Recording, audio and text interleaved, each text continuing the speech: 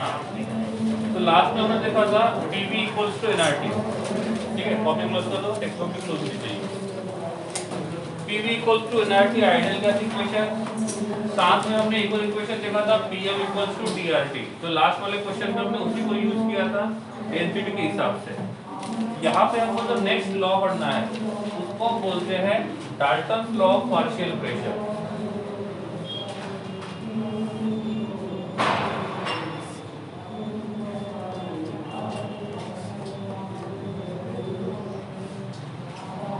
ठीक है, तो नेक्स्ट वाला जो लॉ रहेगा उसको हम बोलेंगे Dalton law of partial pressure. Dalton इसलिए बोला है क्योंकि डाल्टन ने डिस्कवर किया है। प्रॉब्लम यहाँ पे आता है पार्शियल प्रेशर का मतलब, जैसे फिजिक्स की मैं बात करूँ तो फिजिक्स में शायद गेज प्रेशर पढ़ाया होगा सर ने, साथ में एब्सोल्यूट प्रेशर पढ़ाया होगा। ठीक है, तो वो सब प्रेशर के डिफरेंट टाइप्स है। यहाँ पे हमको देखना है कि पार्शियल प्रेशर का मतलब क्या होता है। दो टाइप के प्रेशर हम देखते हैं, एक को बोलते हैं टोटल प्रेशर, दूसरे को बोलेंगे हम लोग पार्शियल प्रेशर। एक रहेगा टोटल प्रेशर, दूसरा रहेगा पार्शियल प्रेशर। एग्जाम्पल के तौर पे इफ हम इस चेयर का एग्जांपल लेते हैं, ठीक है, और इस चेयर को हम यहाँ पे रख देते हैं इस प्रकार से। अब यहाँ से क्या हो रहा है, दो लोग इसके ऊपर प्रेशर एक्सर्ट कर रहे हैं। जब दोनों का मिला के हमने यहाँ पे प्रेशर एक्सर्ट करते हुए देखा तो वो पता चला कि 2 बार प्रेशर है। कितना है? 2 बार। तो दोनों का मिला के टोटल प्रेशर कितना होगा? 2 बार। तो ये जो 2 बार प्रेशर जो है वो दोनों का मिला के है। अब दोनों ने और ज्यादा फोर्सफुली इसको पुश किया तो प्रेशर बढ़ेगा या कम होगा? बढ़ेगा। अब ये मान के चलते हैं कि यहाँ पे अभी जो प्रेशर रहेगा वो 3 बार है, तो ये 3 बार प्रेशर अकेले की वजह से है या दोनों की वजह से? दोनों। तो दोनों के वजह से जो प्रेशर है तो इसको हम बोलेंगे टोटल प्रेशर। तो यहाँ पे जो प्रेशर है टोटल प्रेशर वो कितना हुआ? 3 बार। अब ऐसा हो सकता है, पॉसिबिलिटी क्या है, जो दो लोग प्रेशर अप्लाई कर रहे हैं दोनों का प्रेशर सेम होगा। तो पहला जो कैंडिडेट है उसने भी प्रेशर 1.5 अप्लाई किया और दूसरे कैंडिडेट ने भी प्रेशर 1.5 अप्लाई किया, तो टोटल प्रेशर कितना हो गया? 3। पॉसिबिलिटी ये भी है कि जो पहला कैंडिडेट था उसने ओनली 1 बार प्रेशर को अप्लाई किया, लेकिन दूसरा जो कैंडिडेट था उसने 2 बार प्रेशर को अप्लाई किया, तो टोटल जो प्रेशर रहेगा वो कितना रहेगा? 3। तो टोटल, अब यहाँ पे जो टोटल प्रेशर एक्सर्टेड रहेगा उसको बोलेंगे हम लोग टोटल प्रेशर। और जो दो लोग इंडिविजुअली प्रेशर को क्या करते हैं? एक्सर्ट करते हैं, उनमें से किसी एक का जो प्रेशर रहेगा उसको बोलेंगे पार्शियल प्रेशर। अब ये मान के चलते हैं कि ए के वजह से जो प्रेशर है वो 1 बार है और 2 के वजह से जो प्रेशर रहेगा, बी के वजह से जो प्रेशर रहेगा वो 2 बार है, तो टोटल प्रेशर कितना हुआ? 3 बार। अब मैंने आपको पूछा partial pressure due to A 1 bar and partial pressure due to B 2 bar. Simple example, हमने दो लोगों को वेइंग मशीन पे खड़ा किया और दोनों को खड़ा करने के बाद हमने उनका वेट मेजर किया, तो उस वेट को बोलेंगे टोटल वेट। उनमें से एक का जो वेट रहेगा उसको बोलेंगे पार्शियल वेट। पार्शियल का मतलब उसमें जितने कंपोनेंट है उनमें से एक कंपोनेंट का जो प्रेशर रहेगा उसको हम बोलेंगे उसका पार्शियल प्रेशर। अब दो लोगों का हमने वेट मेजर किया और दो लोगों का वेट जो है वो 100 kg है। दो लोगों का वेट जो रहेगा वो कितना रहेगा? 100 kg। तो इस 100 kg को मैं टोटल वेट मान के चलता हूँ। अब ये जो वेट था वो दो लोगों की वजह से था, एक ए और दूसरा बी। अब ए की वजह से जो वेट है वो है 35 kg, तो बी की वजह से कितना रहेगा? 65 kg। तो अब मैंने आपको पूछा partial weight due to A 35 and partial weight due to 65। ये कितना हो गया? ये हो गया 35, ये हो गया 60, तो टोटल जो वेट रहेगा वो कितना रहेगा? 100। तो ये डिफरेंस होता है टोटल में और पार्शियल में। डिफरेंस समझ में आया? तो मैं वेट के हिसाब से जा रहा हूँ, प्रेशर के हिसाब से भी जा सकते हैं। तो टोटल प्रेशर मान के चलते हैं कि 100 बार है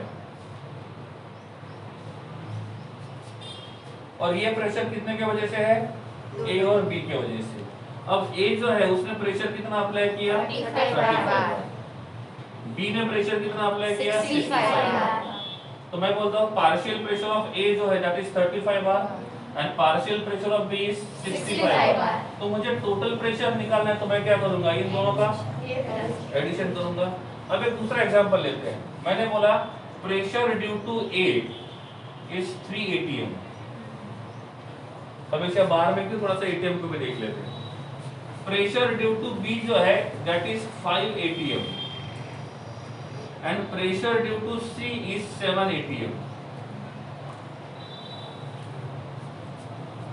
ओके, तो 3 atm इज द partial pressure due to A, 5 atm is the partial pressure due to B and 7 atm is the partial pressure due to C। अब मैं आपको पूछता हूँ टोटल प्रेशर कितना होगा, 50 तो यहाँ पे PT जो रहेगा वो कितना रहेगा, 15 atm। समझ में आ रहा है? इनडायरेक्टली मैं दो ही बातें समझा रहा हूँ, एक पार्शियल प्रेशर क्या होता है और दूसरा टोटल प्रेशर क्या होता है, क्योंकि यहाँ पे जो वर्ड यूज किया वो कौन सा है, पार्शियल प्रेशर का। तो इफ किसी ने आपको पूछा what is the definition of partial pressure, तो pressure due to one component is called as partial pressure। अब यहाँ पे टोटल कितने कंपोनेंट है, 3 इसमें कितने कंपोनेंट है, 2। सही है। अब कंपोनेंट के हिसाब से हम किसी भी सॉल्यूशन को या किसी भी मिक्सचर को क्लासिफाई कर सकते हैं। इफ कभी ऐसा हुआ कि नंबर ऑफ कंपोनेंट्स आर 2, तो उसको हम बोलते हैं बाइनरी सॉल्यूशन। या तो मिक्सचर रहेगा तो उसको बोलेंगे बाइनरी मिक्सचर, या तो सिस्टम रहेगा तो that is called as binary system. So this is the example of binary system. Suppose ये मान के चलते हैं कि 3 लोगों को इन्वॉल्व किया, ये तो 3 अलग अलग टाइप का गैस है, ए गैस, बी गैस और सी गैस, और तीनों को हमने कंबाइन किया, तो ये सिस्टम कितने का हुआ, 3 का। तो जब 3 के वजह से रहेगा तो इसको बोलेंगे हम लोग ट्राइनरी, 4 के वजह से रहेगा तो उसको बोलेंगे क्वार्टरनरी। तो ऐसे ये बढ़ते जाएगा, इतना आगे नहीं जाना है, हम बाइनरी, ट्राइनरी और क्वार्टरनरी तक ही जाएंगे, ठीक है। उनमें से हम ये 2 का डिटेल डेरिवेशन देखेंगे, आप समझ जाओगे कि आगे क्या आ सकता है, ठीक है। तो पहले किसके हिसाब से जाएंगे, बाइनरी के हिसाब से। क्या आपको ये क्लियर हुआ टोटल प्रेशर और पार्शियल प्रेशर क्या है, कंफ्यूजन नहीं है ना उसमें? चलो आगे चलते, ठीक है। तो अब केस 1 में आगे लिखना कोई बात, ठीक है। केस 1 लेते हैं बाइनरी के लिए, किसके लिए, binary. This is for binary.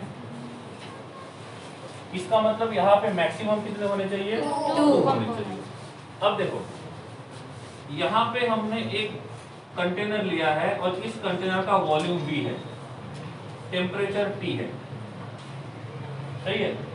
यहाँ पर हमने दूसरा कंटेनर लिया है, इस कंटेनर का वॉल्यूम जो है वो V है और टेम्परेचर जो रहेगा वो T है। इसका मतलब दोनों का वॉल्यूम इक्वल है और दोनों का टेम्परेचर भी इक्वल है। तो temperature and volume both are constants, ये मान के आगे चलते हैं। R इज द गैस कांस्टेंट, वो तो कांस्टेंट ही रहेगा। इस बीकर में जो हमने यहाँ पे गैस रखा है, तो इस बीकर को बोलते हैं गैस A। इस बीकर में जो गैस है उसको बोलेंगे गैस A, और इस सेकंड बीकर में जो गैस रहेगा उसको बोलेंगे हम लोग गैस B। गैसीय स्टेट ही पढ़ रहे हैं तो गैस में ही लेना जरूरी है, ठीक है। सो दिस इज गैस A और ये रहेगा गैस B। अब ये जो गैस के पार्टिकल्स होते हैं, they are in random motion. जब ये रैंडम मोशन में होते हैं, at that time they collide with wall of container and they exert the pressure on wall of container, जिसको हमने प्रेशर बोला था, ठीक है। तो अब ऐसा ही प्रेशर कौन से पार्टिकल एक्सर्ट कर रहे हैं, गैस A के, क्योंकि वो रैंडम मोशन में है। और पार्टिकल B जो है वो भी रैंडम मोशन में, तो वो भी क्या करेंगे, प्रेशर को एक्सर्ट करेंगे। अब गैस A के वजह से जो प्रेशर है उसको हम बोलेंगे PA, क्या बोलेंगे, PA।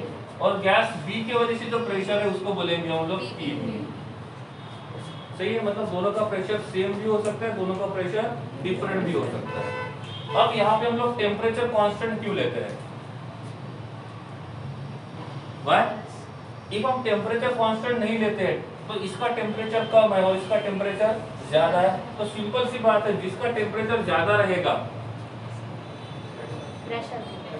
उनका रैंडमनेस भी ज्यादा रहेगा, और उनका रैंडमनेस ज्यादा रहेगा तो उनके वजह से होने वाला प्रेशर भी। तो हम एक में कम टेम्परेचर लेते हैं और दूसरे में ज्यादा लेते हैं, तो कॉमन सेंस की बात है कि जिसको हमने ज्यादा टेम्परेचर पे लिया है उसका प्रेशर हमेशा ज्यादा ही रहेगा। तो इसीलिए हमको दोनों का प्रेशर कंपेयर करना है, तो दोनों के लिए टेम्परेचर सेम होना चाहिए, क्योंकि टेम्परेचर को चेंज करते हैं तो प्रेशर चेंज होता है। रही बात वॉल्यूम की, इफ हम वॉल्यूम को भी चेंज करते हैं तो भी प्रेशर चेंज होता है, इसलिए दोनों में हमने टेम्परेचर और वॉल्यूम, दोनों को कैसे रखा है? कांस्टेंट रखा है। तो यहाँ पे ये गैस ए है, ये गैस बी है। इन दोनों को हमने मिक्स किया और एक नए कंटेनर में ऐड किया। इस नए कंटेनर का वॉल्यूम ठीक उतना ही है जितना इनका वॉल्यूम था, और इस कंटेनर का टेम्परेचर भी उतना ही है जितना इनका था। तो हमने किसको चेंज नहीं किया? वॉल्यूम को चेंज नहीं किया, टेम्परेचर को चेंज नहीं किया। क्यों? क्योंकि दोनों की वजह से प्रेशर के ऊपर फर्क पड़ेगा, इसलिए। अब यहाँ पे हमने पार्टिकल ए और पार्टिकल गैस ए गैस बी दोनों को हमने क्या कर दिया है? मिक्स कर दिया है। तो ये गैसियस पार्टिकल रैंडम मोशन में होंगे। जब ये रैंडम मोशन में होंगे तब क्या करेंगे? They will collide the wall of container, और उस टाइम पे वो वॉल ऑफ कंटेनर के ऊपर क्या करेंगे? प्रेशर को एक्सर्ट करेंगे। तो यहाँ पे जो प्रेशर रहेगा उसको बोलेंगे pressure due to A B, या तो हम इसको बोलेंगे पी टोटल। क्या बोलेंगे? P total. अब मैंने बोला कि यहाँ पे पी ए का वैल्यू जो है वो एक्स है, और यहाँ पे पी बी का वैल्यू जो है वो वाई है। तो due to the gas A pressure is X and due to the gas B pressure is Y. अब दोनों गैस को हमने मिक्स किया, लेकिन वॉल्यूम को चेंज नहीं किया, ना ही टेम्परेचर को चेंज किया। तो इन दोनों की वजह से जो प्रेशर रहेगा वो टोटल प्रेशर कितना होगा? x plus y। तो इफ हम यहाँ पे पी काउंट करते हैं तो ये रहेगा x प्लस वाई। यूनिट जो भी होगा इनके हिसाब से आएगा। दोनों के दोनों एटीएम में है तो ये भी एटीएम में होगा, इफ ये बार में है तो ये भी बार में होगा, ये पास्कल में रहेगा तो ये भी पास्कल में रहेगा। समझ में आ रहा है? कंसेप्ट समझते, यूनिट्स को बाद में देखते बैठेंगे। तो इफ किसी ने पूछा टोटल प्रेशर कितना होगा तो उसको बोलेंगे हम लोग x प्लस वाई। तो ये डाल्टन्स लॉ बोलता है कि जब भी हम मिक्सचर का, अब मिक्सचर बोला है तो इसमें एक ही टाइप का गैस रहेगा, एक से ज्यादा? एक से ज्यादा। वो 2 भी हो सकते हैं, 3 भी हो सकते हैं, 10 भी हो सकते हैं, लेकिन हम किसके हिसाब से जा रहे हैं? दो बाइनरी, मतलब 2 के हिसाब से। तो डाल्टन्स ने बोला था कि जब हम कोई मिक्सचर बनाते हैं और वो मिक्सचर बनाने के लिए एक से ज्यादा गैस को यूज करते हैं, उस टाइम पे जो टोटल प्रेशर होता है PT, it is the summation of partial pressure of gas. Summation क्यों लिखा? क्योंकि मैं यहाँ पे ओनली पीए और पीबी लिखता तो ट्राइनरी के लिए फिर से फॉर्मूला नया लिखना पड़ता। तो समेशन का मतलब होता है कि वहां पे जितने टाइप के पार्शियल प्रेशर रहेंगे उनका क्या करेंगे? सम करेंगे। अब बाइनरी के लिए फॉर्मूला क्या रहेगा? PT equals to PA plus PB. PA को प्रेशर नहीं बोलेंगे, पीए को बोलेंगे partial pressure. So total pressure is the summation of partial pressure due to A and partial pressure due to B। सही है? तो दोनों की वजह से जो प्रेशर रहेगा उसको हम बोलेंगे टोटल प्रेशर। समझ में आ रहा है? ठीक है ना यहाँ तक? तो इस प्रकार से हम टोटल प्रेशर का फॉर्मूला डिराइव किया था और बना दिया। तो पहले ये डेफिनेशन बताया था डाल्टन्स लॉ ने कि इफ किसी भी मिक्सचर का हमको पार्शियल प्रेशर निकालना है, सॉरी टोटल प्रेशर निकालना है, तो उनके पार्शियल प्रेशर का क्या करेंगे? समेशन करेंगे, सम करेंगे। बाइनरी के लिए 2 लोगों को कंबाइन करेंगे, ट्राइनरी के लिए 3 लोगों को कंबाइन करेंगे। ये बात क्लियर है? चलिए आगे। अब नॉर्मल जो आइडियल गैस इक्वेशन है that is PV equals to nRT। अभी मुझे P के हिसाब से जाना है तो क्या लिखूंगा मैं? P equals to nRT upon V। ठीक है? अब इन दोनों को कंपेयर करते हैं। हम यहाँ से इधर जा रहे हैं, इन दोनों को और यहाँ पे कंबाइन किया, क्या चेंज नहीं हुआ? वॉल्यूम एंड चेंज टेम्परेचर हुआ ना टेम्परेचर चेंज हुआ। तो इतना तो कंफर्म है कि हम T को चेंज नहीं करेंगे, V को चेंज नहीं करेंगे, R तो होगा ही नहीं क्योंकि वो भी कांस्टेंट है। तो ये तीनों के वैल्यू जो रहेंगी वो कांस्टेंट रहेगी। चेंज क्या होगा? और नंबर ऑफ मोल्स। सही है? अब नंबर ऑफ मोल्स पता चलेगा कि अंदर कितना ग्राम है, तो मास पता चलेगा। मैं आपको मॉलिक्यूलर मास बताऊंगा। सपोज मैंने बोला कि दिस इज H2 गैस और H2 गैस का मास बता दिया मैंने 20 ग्राम, डिवाइडेड बाय उसका मॉलिक्यूलर मास कितना है 2, तो मोल्स कितने हो गए 10। इसको मैंने बोल दिया ऑक्सीजन गैस, मास बोल दिया मैंने 30 ग्राम, मॉलिक्यूलर मास कितना है 16। Oxygen gas O2 32। तो उसको क्या करेंगे 32 से डिवाइड कर देंगे तो उसको इससे क्या मिल जाएंगे, नंबर ऑफ Moles. तो नंबर ऑफ मोल्स अलग अलग हो सकते हैं, नंबर ऑफ मोल्स अलग अलग हो सकते हैं, लेकिन जो वॉल्यूम रहेगा, जो टेम्परेचर रहेगा वो कांस्टेंट रहेगा। इफ ये फॉर्मूला मैं गैस ए के लिए अप्लाई करता हूं तो क्या बनेगा, PA equals to NA R into T upon V। समझा? इसको मान लेते हैं दिस इज इक्वेशन 1, सही है।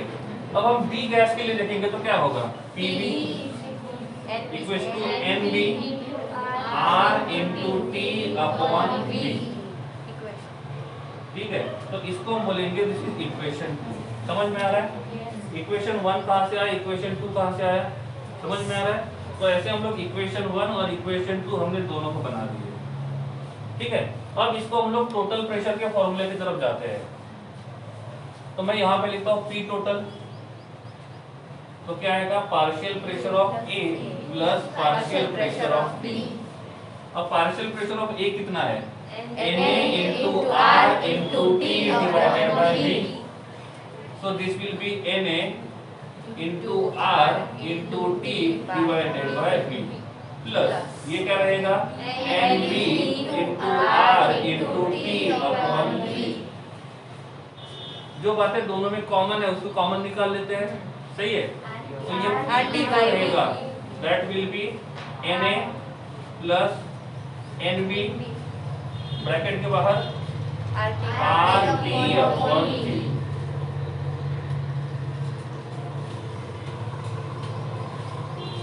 सही है, तो ये किसका फॉर्मूला हो गया, P टोटल का। इसका फॉर्मूला हो गया P टोटल का। ठीक है, किसी ने पूछा what is NA, Number of moles of A. Number of moles of B gas. एक बार देख लो, 20 सेकंड आपके पास है, यहाँ तक कुछ नहीं समझा तो पूछो फिर आगे बढ़ते हैं। ठीक, लिखना नहीं है, बस देखना है, लिखने के लिए टाइम दूंगा।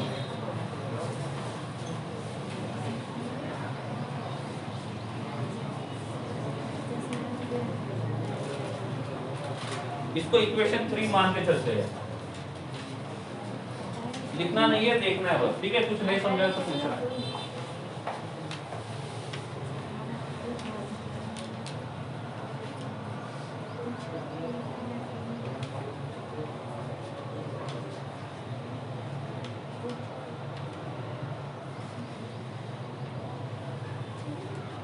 ठीक है, डाउट है कुछ, चले आगे। अब equation 3 divided by equation 1, sir equation 1 is divided by equation 3 करते हैं। Equation 1 divided by equation 3। तो इक्वेशन 1 क्या है, PA अपॉन PT. ये आएगा PT इक्वल्स टू, इसमें क्या है, NA/RT upon V। NA/RT upon V, तो ये रहेगा NA plus NB upon RT। ठीक है, इनटू आएगा और डिवाइडेड बाय B आएगा। ठीक है, A upon B C upon D equals to A upon B into D upon C. ठीक है, फर्स्ट स्टैंडर्ड में पढ़ा होगा, मतलब 10th स्टैंडर्ड। ठीक है, जीरो निकाल दिए, हो गया। इसको सिंपलीफाई करेंगे तो क्या होगा, ये बन जाएगा NA/RT upon V into NA plus B NB, इसमें RT और ये B ऊपर जाएगी, जो कॉमन है वो कट हो जाएगा। ठीक है, यहाँ पे V है, यहाँ पे V है, ये RT है और ये RT है, ये कट हो गया। तो फाइनल इक्वेशन लिखता हूँ मैं, PA upon PT equals to NA upon NA plus NB।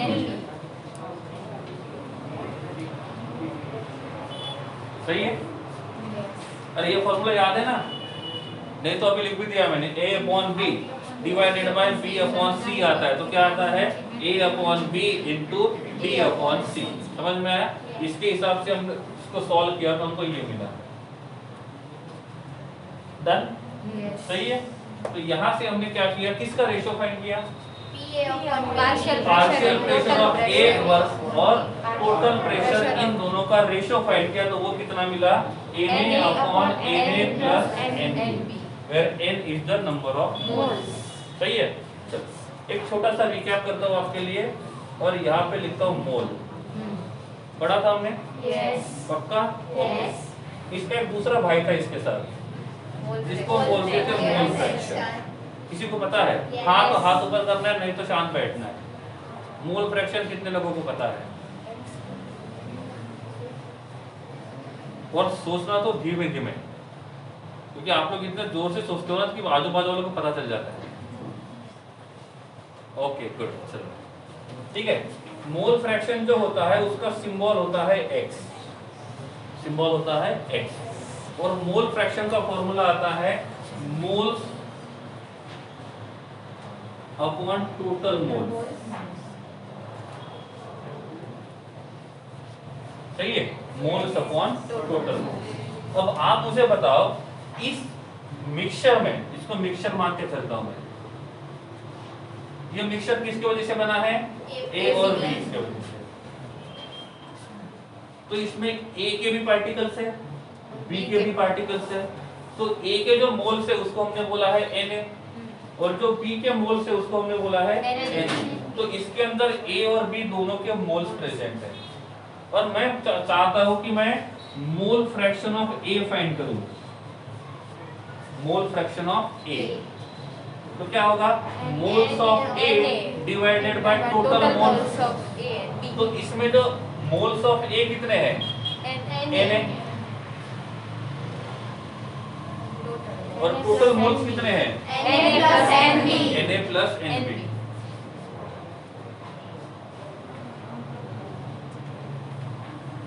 तो ये किसके लिए था? मोल फ्रैक्शन ऑफ A। लेकिन इसमें A ही नहीं है ना, B भी है, उसके लिए भी ढूंढ लेते हैं, तो उसको बुरा लगेगा। तो ये रहेगा mole fraction of B equals to number of moles of B upon number of moles of A plus number of moles of B। हम बाइनरी के लिए पढ़ रहे हैं, इसलिए दोनों के लिए देख रहे हैं। एक और बात, इफ हम XA प्लस XB इनका एडिशन करते तो ये हमेशा 1 आता है। बाइनरी सॉल्यूशन है, बाइनरी मिक्सचर है, तो दो ही टाइप के मोल फ्रैक्शन रहेंगे, और दोनों मोल फ्रैक्शन का एडिशन 1 आएगा। इफ हम ट्राइनरी के लिए जाएंगे तो क्या आएगा? तीनों के मोल फ्रैक्शन का एडिशन जो रहेगा वो 1 आएगा। समझ गया? नहीं समझा? ठीक है। तो ये होता है मोल फ्रैक्शन, ये होता है मोल फ्रैक्शन। तो हमने मोल फ्रैक्शन फाइंड कर लिया। तो Pa upon Pt equals to XA।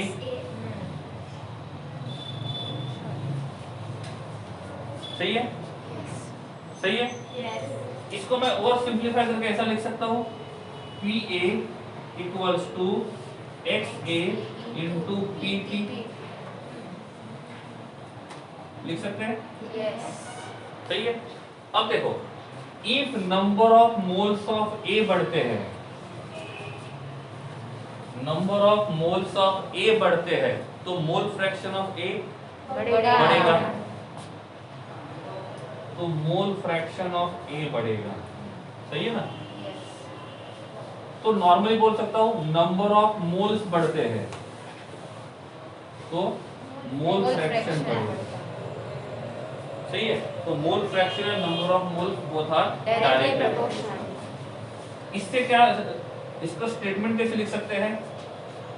Partial pressure of A is equals to the product of mole fraction of A and total pressure.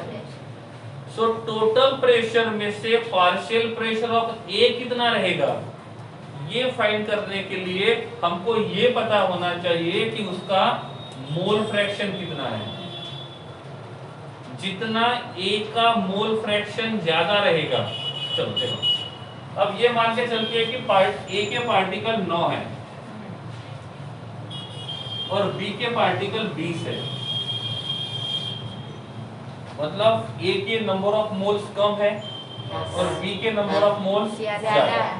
तो टोटल प्रेशर में ज्यादा कंट्रीब्यूशन किसका रहेगा? बी का। क्यों? क्योंकि बी के पास नंबर ऑफ पार्टिकल्स ज्यादा है। अब ये देखो, नंबर ऑफ पार्टिकल्स ज्यादा है तो नंबर ऑफ मोल्स भी ज्यादा रहेंगे, नंबर ऑफ मोल्स ज्यादा है तो मोल फ्रैक्शन ज्यादा रहेगा।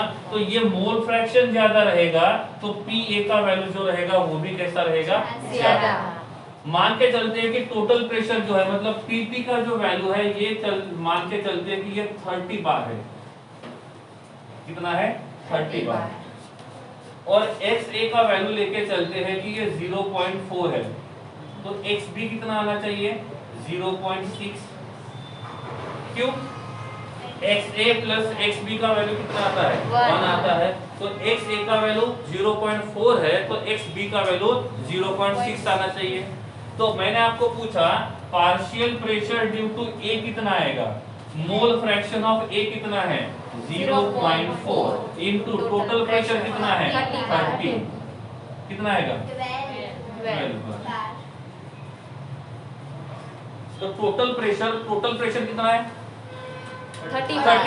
30 बार प्रेशर में से ए के वजह से प्रेशर कितना है? 12 बार। तो बोल सकते हैं partial pressure due to A will be 12 bar. अब मुझे निकालना है partial pressure due to B. 30 minus 12। Mole fraction कितना है वो लिख लेते हैं पहले। कितना है? 0.6 इनटू 30, तो ये कितना आएगा? 80 बार। और आप दोनों का सम करोगे तो कितना रहेगा? 30। तो टोटल प्रेशर कितना है? 30 बार। मतलब ये मान के चलते हैं कि दरवाजे के ऊपर जो प्रेशर एग्जर्ट हो रहा है वो दो की वजह से। किसकी वजह से? दो। कौन कौन? ए और बी। लेकिन इस डोर के ऊपर जो प्रेशर एग्जर्ट करने वाले हैं उसमें number of moles of A कम है और number of moles of B ज्यादा है। तो टोटल प्रेशर में से ए का कंट्रीब्यूशन कम रहेगा और बी का कंट्रीब्यूशन ज्यादा रहेगा। तो ये मान के चल सकते हैं कि टोटल प्रेशर में से ए का प्रेशर कितना रहेगा ये डिपेंड करता है कि उसके मोल्स कितने हैं। मतलब डिपेंड किसके ऊपर रहेगा? मोल। मतलब इनडायरेक्ट किसके ऊपर डिपेंड है? Mole fraction. तो जिसका मोल फ्रैक्शन ज्यादा रहेगा उसका पार्शियल प्रेशर का जो कंट्रीब्यूशन रहेगा टोटल प्रेशर में वो कैसा रहेगा? ज्यादा। नहीं समझा? तो दूसरा स्टेटमेंट आता है Dalton's law of partial pressure का। ये कहता है किसी भी गैस का पार्शियल प्रेशर हमको फाइंड करना है तो उसके मोल फ्रैक्शन से टोटल प्रेशर को मल्टीप्लाई करेंगे तो हमको मिलेगा उनका पार्शियल। अब ये फॉर्मूला पीए के लिए था तो इफ मुझे पीबी के लिए फाइंड करना है तो क्या रहेगा? PB equals to XB into P total. समझ में आ रहा है? तो डाल्टन लॉ ने दो बार बोला था पार्शियल प्रेशर। पहली बार बोला था इफ आपको टोटल प्रेशर फाइंड करना है तो जितने भी वहां पे गैसियस पार्टिकल्स है सबके पार्शियल प्रेशर का सम करना होगा। यहाँ पे दो टाइप के थे तो दोनों का हमने सम किया तो टोटल प्रेशर मिलेगा। एंड में उन्होंने बोला ये तो टोटल प्रेशर की बात है लेकिन आपको टोटल प्रेशर फाइंड करने के लिए क्या पता होना चाहिए? Partial pressure. तो पार्शियल प्रेशर कैसे फाइंड कर सकते हैं? इससे तो पार्शियल प्रेशर किसी का भी फाइंड करना है तो हमको पता होने चाहिए उसके नंबर ऑफ मोल। मैंने आपको बोल दिया कि किसी का टोटल प्रेशर बता दिया और आपको मैंने बोला उसके वजह से पार्शियल प्रेशर निकालो तो आपको क्या पता होनी चाहिए? Number of mole fraction. मैंने आपको मोल फ्रैक्शन नहीं दिए, मोल्स दिए तो आपको आप क्या करोगे? मोल से मोल फ्रैक्शन निकालोगे। मैंने आपको टोटल प्रेशर दिया, पार्शियल प्रेशर पूछा, मोल फ्रैक्शन नहीं दिया, मोल्स भी नहीं दिए, मास दिया। तो मास अपॉन मॉलिक्यूलर मास से मोल्स निकालोगे, मोल्स में से मोल फ्रैक्शन निकालोगे और मोल फ्रैक्शन यहाँ पे पुट करोगे, टोटल प्रेशर के साथ मल्टीप्लाई करोगे तो आपको क्या मिलेगा? Partial pressure. समझा? नहीं समझा? ठीक है। तो ये वाला जो डेरिवेशन रहेगा वो किसके लिए है? बाइनरी। ठीक है, एक बार देख लो पहले, नहीं समझा तो पूछो।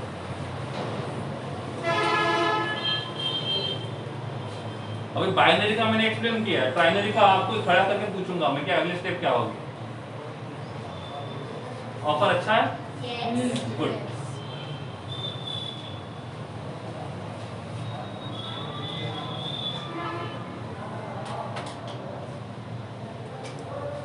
ये तो पहले हो गया था, ठीक है।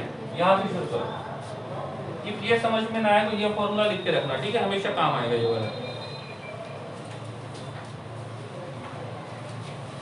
ठीक है। चलो मैक्सिमम 2 मिनट इसके लिए टाइम देख लो एक बार।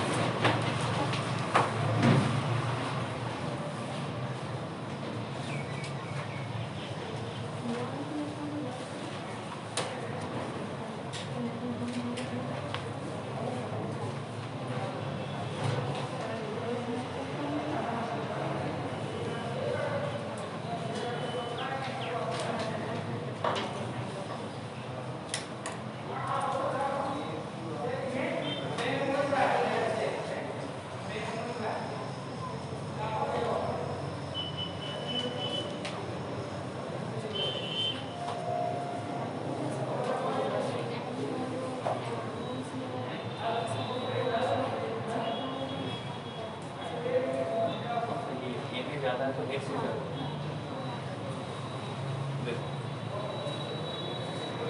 एक से इस डायरेक्टली प्रोपोर्शनल टू एन, मतलब जितना एन ज्यादा रहेगा उतना एक्स से ज्यादा रहेगा। इससे पता चला कि एन का वैल्यू ज्यादा रहेगा तो एक्स से ज्यादा रहेगा, ठीक है। तो न्यूमेरिकल सॉल्व करेंगे तो क्लियर हो जाएगा।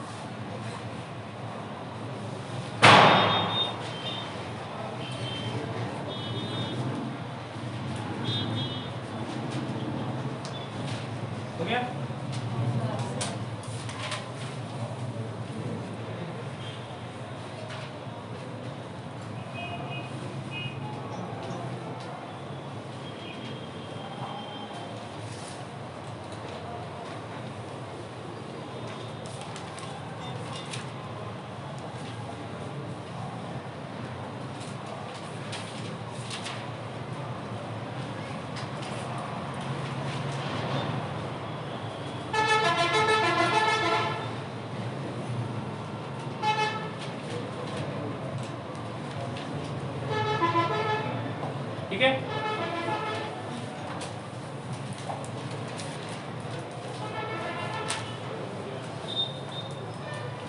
कॉपी क्लोज कर दो। केस 1 जो लिया था वो किसके लिए देखा था? बाइनरी। अब केस 2 जो है वो ट्राइनरी के लिए देखते हैं। मतलब हमको कितने टाइप के गैस मिक्स करने होंगे। तो मान के चलते कि हमने A, B और C इन दोनों को मिक्स किया तो यहाँ पे हमको मिलेगा ABC। सही है। अब कांस्टेंट क्या का रहेगा? Volume, temperature and R। Change क्या होगा? Number of moles of pressure. तो इस A के वजह से तो प्रेशर रहेगा, उसको बोलेंगे PA और नंबर ऑफ मोल्स को बोलेंगे NA और मोल फ्रैक्शन का लास्ट में काम आएगा तो XA लिख देता हूँ। बाद में निकाल नहीं हूँ, पहले लिख लेते हैं। पहले पता नहीं था इसलिए बाद में लिखा था। इसके लिए रहेगा that is PB equals to NB और यहाँ पे रहेगा XB। This is PC NC और ये XC। ये रहेगा P टोटल, इसको बोलेंगे टोटल नंबर ऑफ मोल्स और इसको बोलेंगे XT लिखने की जरूरत नहीं। ठीक है। अब equation 1 PA equals to NA RT upon V। सही है? क्लियर है? PB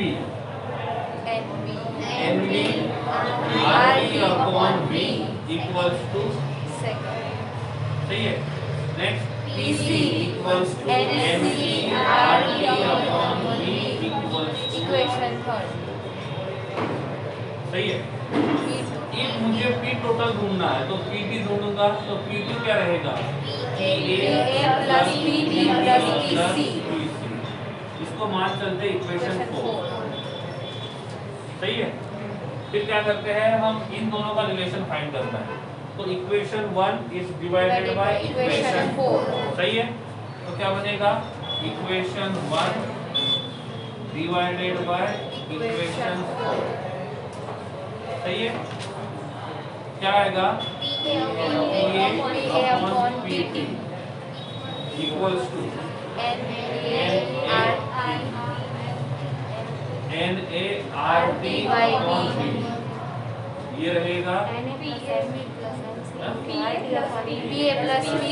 plus PC plus PC। Okay ठीक है। तो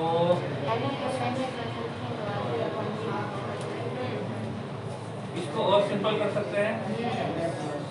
NA plus NB plus NC RT upon V। सही है। तो ये बनेगा NA plus NB plus NC RT upon V। अब वो वाला फॉर्मूला आ गया, A upon B divided by C upon D equals to A upon B into D upon C। आगे जाएंगे तो बन जाएगा PA upon PT equals to NA upon NA plus NB plus NC। सही है। टोटल मोल्स कितने हैं? Total moles कितने हो जाएंगे? NA plus NB plus NC।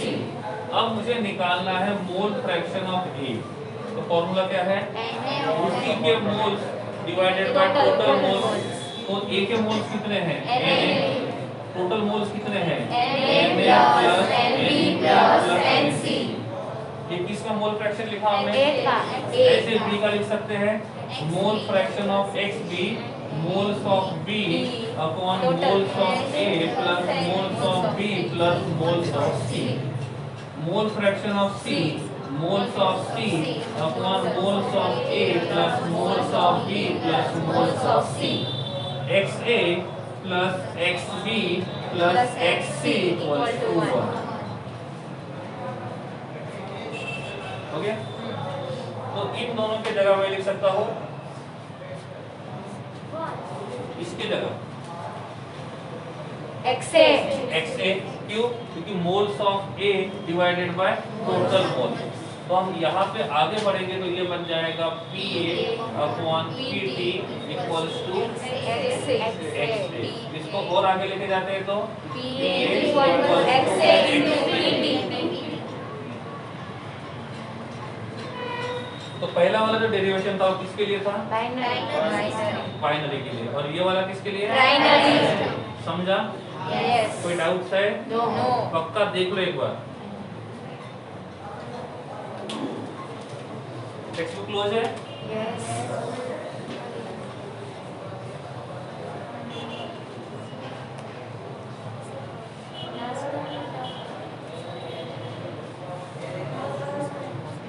PA/PT equals to Na/टोटल मोल्स। तो Na/टोटल मोल्स का रेशियो जो होता है उसको बोलते हैं मोल फ्रैक्शन ऑफ A। इसलिए हमने किसकी जगह लिखा मोल फ्रैक्शन ऑफ A। फिर इस PT को यहाँ लेके गए तो PA equals to XA into PT। मतलब आपको किसी का टोटल प्रेशर पता है और आपको पार्शियल प्रेशर निकालना है, तो आपको क्या करना पड़ेगा? उस टोटल प्रेशर को उस गैस के मोल फ्रैक्शन से मल्टीप्लाई करना होगा ताकि आपको क्या मिले? पार्शियल प्रेशर मिले। समझा? पक्का? देखो फिर जल्दी। समझा है ना? समझा है ना? देखो फिर 3 मिनट्स का टाइम है, आ रहा हूँ देखने के लिए मैं।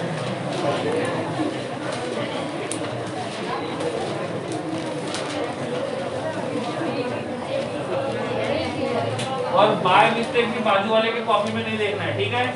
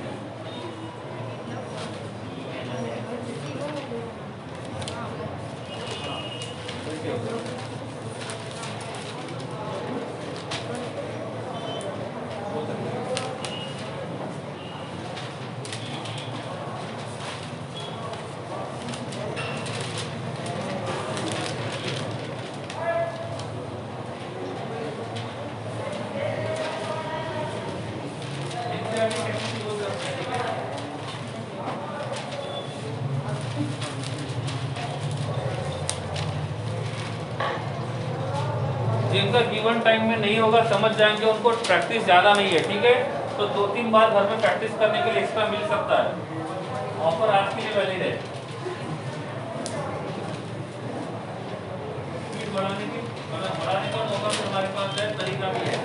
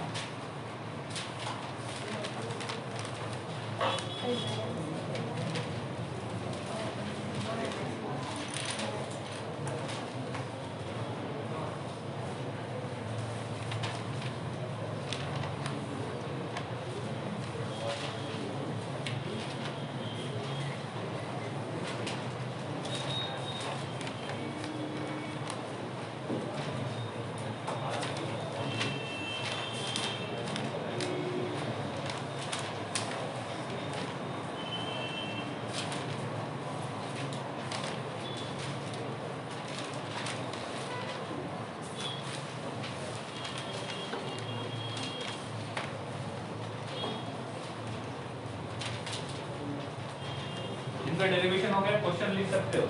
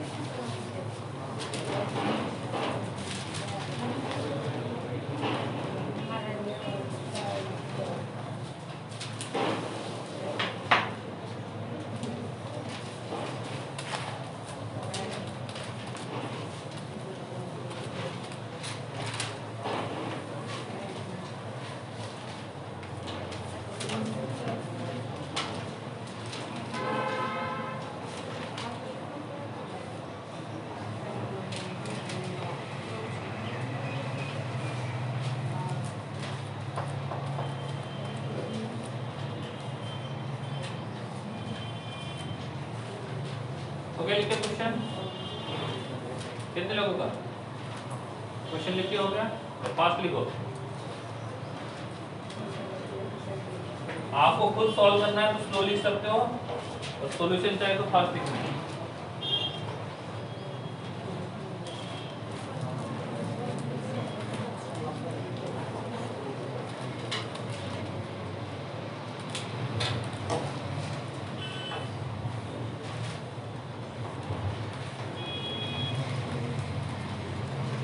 चलो इधर ध्यान दो, कॉपी क्लोज कर दो।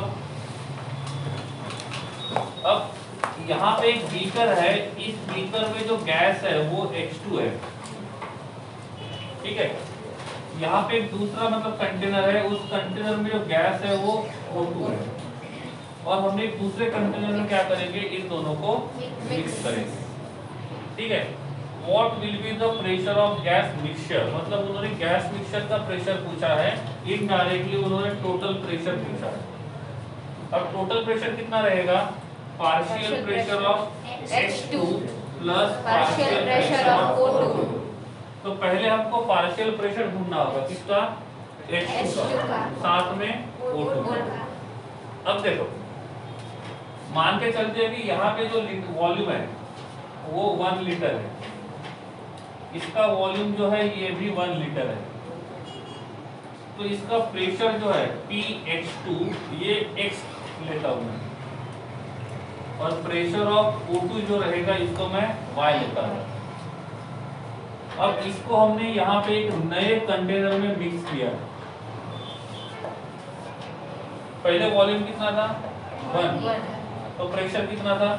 X। इफ हम इस गैस को यहाँ मिक्स करते हैं और इस कंटेनर का वॉल्यूम कम हो जाता है, मतलब यहाँ पे कितना है? 1 लीटर, और मान के चलते कि यहाँ जाने के बाद वो ½ लीटर हो गया, तो वॉल्यूम कम हुआ, तो इसका प्रेशर वहां जाने के बाद उतना ही रहेगा या कम होगा? कम बढ़ेगा। क्यों? वॉल्यूम कम होता है तो प्रेशर बढ़ता है, सही है। हमने तो डेरिवेशन देखा था, उसमें क्या बोला था मैंने कि कंटेनर का वॉल्यूम, बी कंटेनर का वॉल्यूम, और जहां पे हमने मिक्स किया उसका वॉल्यूम कैसा है? कांस्टेंट। एक मैं दूसरी कंडीशन लेके चलता हूं कि यहां से यहां पे गए वॉल्यूम कम हुआ, तो मैं पहले इसकी बात करता हूं, तो इसका प्रेशर बढ़ेगा या कम होगा? बढ़ेगा, सही है। तो इस कंटेनर का वॉल्यूम जो है वो V = 0.5 लीटर है, सही है। तो 1 लीटर वाले को हमने 0.5 लीटर में ऐड कर दिया, तो यहाँ पे इसका प्रेशर कितना रहेगा?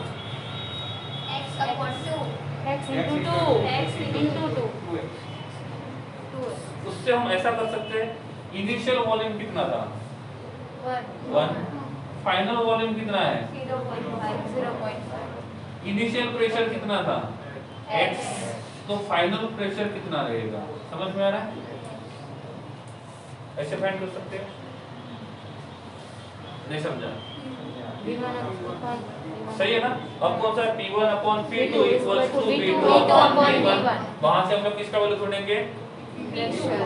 सही है ना। हाँ, तो ये कब वॉल्यूम कम हो रहा है। हमको प्रेशर, मिक्सचर का प्रेशर ढूंढना है, तो हमको ये भी देखना पड़ेगा कि यहाँ पे H2 का प्रेशर कितना है और इसमें O2 का प्रेशर कितना है। हमको इन दोनों का यहाँ का प्रेशर देखना पड़ेगा और या यहाँ का, ये वाला, क्योंकि मिक्सचर बनने के बाद कितना रहेगा वो देखना है, तो हमको ये देखना पड़ेगा। अब ये क्वेश्चन क्यों आ रहा है? ये इसलिए आ रहा है क्योंकि यहाँ का वॉल्यूम और यहाँ का वॉल्यूम डिफरेंट है। सपोज दोनों का वॉल्यूम सेम होता तो ये प्रॉब्लम ही नहीं आता कि वॉल्यूम मतलब प्रेशर बढ़ा कि कम हुआ। तो ये प्रेशर कब चेंज होगा? जब वॉल्यूम चेंज होगा तब। अब मान के चलते कि इसका 1 लीटर था वॉल्यूम और यहाँ जाने के बाद इसका वॉल्यूम जो रहेगा वो 1.5 लीटर हो गया, तो 1 लीटर पे ऑक्सीजन का प्रेशर कितना था? अब इसको हमने यहाँ ऐड किया तो उसका वॉल्यूम बढ़ गया, और वॉल्यूम बढ़ेगा तो प्रेशर कम हो जाएगा। तो यहाँ पे जो O2 का प्रेशर रहेगा ये ठीक उतना ही रहेगा जितना पहले रहा था? नहीं, वो उससे कम रहेगा। समझ में आ रहा है? तो प्रॉब्लम तब आता है जब ये बोलते हैं कि उनके इनिशियल वॉल्यूम कुछ और था और जहां पे उनको मिक्स किया उनका वॉल्यूम कुछ और है। ये क्वेश्चन यही कहता है, इसलिए क्वेश्चन को पहले अच्छे से पढ़ो, ठीक है? इधर ध्यान दो, क्वेश्चन में क्या कहते हैं? When 0.5 लीटर ऑफ H2, मतलब इसका वॉल्यूम दिया है 0.5 लीटर में, एट अ प्रेशर ऑफ 0.8, मतलब प्रेशर जो रहेगा ये 0.8 बार है, ठीक है?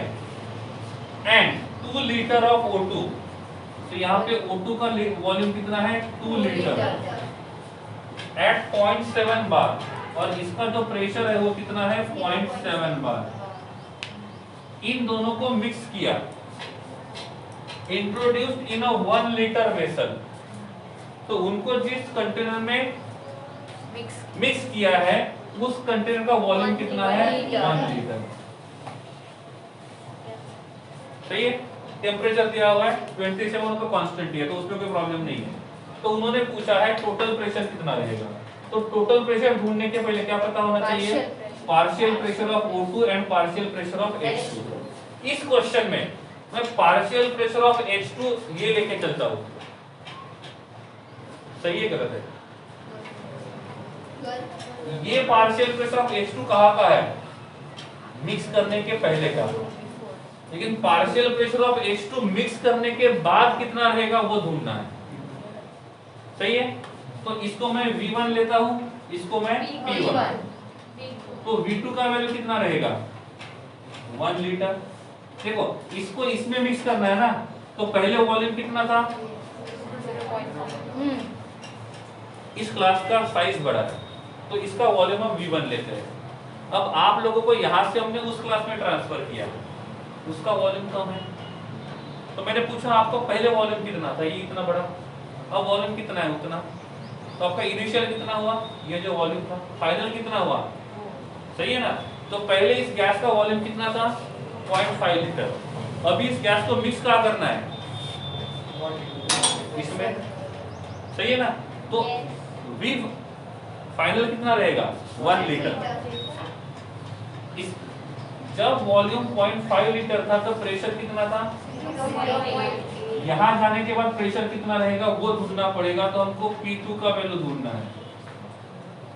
कैसे ढूंढेंगे? P1 upon P2 equals to V2 upon V1, तो P1 upon P2 equals to V2 upon V1। इसमें से क्या मिलेगा आपको? ये V2 जो रहेगा इसका वैल्यू आपको, सॉरी P2 का जो वैल्यू रहेगा वो यहाँ पुट करना है। क्यों? क्योंकि टोटल प्रेशर में आपको यहाँ पे जो प्रेशर है वो ढूंढना है, यहाँ का नहीं। समझ में आ गया? अब वही बात इनके साथ भी है। इसका इनिशियल वॉल्यूम कितना था? फाइनल कितना हो गया? इनिशियल प्रेशर कितना था? फाइनल कितना रहेगा वो ढूंढना होगा। तो हम इसको V1 P1 मानते हैं, तो इसका V2 का वैल्यू जो रहेगा वो रहेगा 1 लीटर, और इसका P2 का वैल्यू आपको ढूंढना है। तो यहाँ से आपको क्या मिलेगा P2 और ये वाला P2 जो रहेगा वो आपको यहाँ पुट करना होगा, तब जाके क्या मिलेगा P टोटल। ठीक है, तो प्रेशर ऑफ H2 पहले यहाँ से ढूंढ लो, पार्शियल प्रेशर ऑफ O2 आप यहाँ से ढूंढ लो और उन दोनों का यहाँ पे आपको समेशन करोगे तो आंसर मिलेगा। हो जाओ शुरू।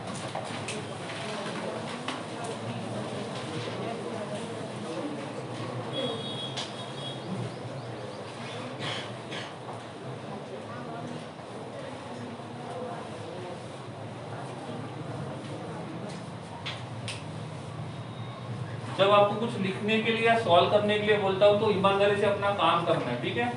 जिस दिन मुझे टाइम मिलेगा उस दिन कॉपी चेक करूंगा, तब कोई रीजन नहीं चलेगा, ठीक है।